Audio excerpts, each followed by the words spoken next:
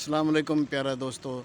थर नबी सर उन जे आसपास अॼु बि बरसात जो शानदार नमूनो तव्हांखे नज़र अचे पियो। बहितरीनु नज़ारो, तमामु ख़ूबसूरत नज़ारो तव्हां पाण ॾिसी सघो था। गोड़ घमसान थी रहियो आहे ऐं बरसात जी फुल तयारी लॻी पई आहे।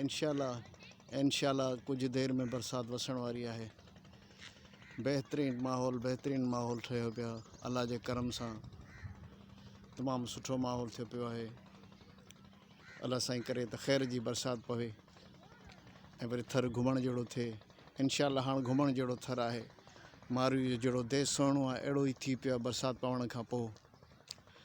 बसि अल्लाह ताला थर खे कंहिंजी नज़र खां बचाए।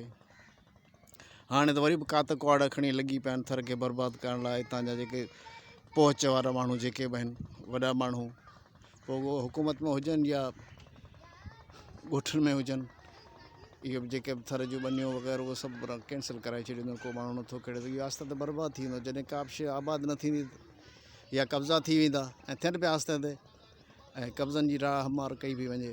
बसि अल्लाह ताला अहिड़ी माफ़िया खां बचाए, थर खे बर्बादु थियण खां बचाए ऐं सभु दोस्त इन ई मसइले ते आवाज़ उथारनि गॾिजी ऐं इंशाअल्लाह पोइ मसइलो हल थी वेंदो। न त इहो थर साॻियो असां घुमण फिरण जेके संगा साथ अचे थी उहो का शइ कान बचंदी थर में। जेको हाणे हाल ॾिसे पियो आस्ते आस्ते सॼो इहो ख़तमु पिया कनि। महिरबानी।